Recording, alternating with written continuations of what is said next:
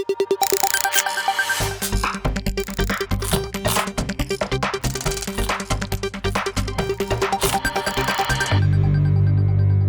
my name's EJ, and this is In Our Opinion. King David isn't here with me right now, but we went to Silverado High School to interview two students, Blayke Michael, who's a part of the Silverado football team, and Rei Vong, who's an early grad student. We interviewed them to get their opinions on self-help and stress. Did you have to adapt to new ways to cope with stress? Yeah, I did, because obviously we didn't have football, so I didn't have that outlet. So I had to really realize that most of the problems I was having weren't really as big as they seemed, because going through a global pandemic, it's life-changing. COVID brought a lot of stress into many people's lives, and a lot of people had to adapt to new ways of blowing off steam. Blayke began to share his ways that he'd relieve stress through COVID. Music, writing in a journal. I did some exercise, and spending time with my family was a big one.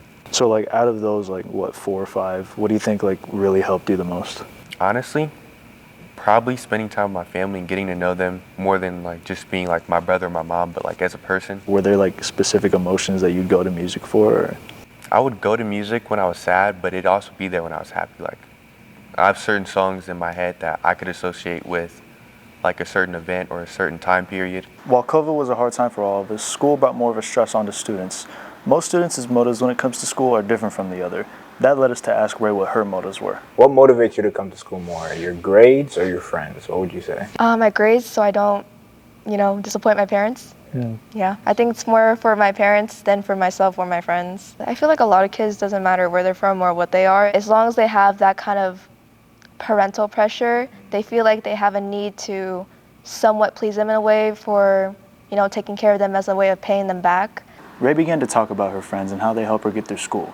Friends are a key part of high school, but can they be considered a coping mechanism for stress?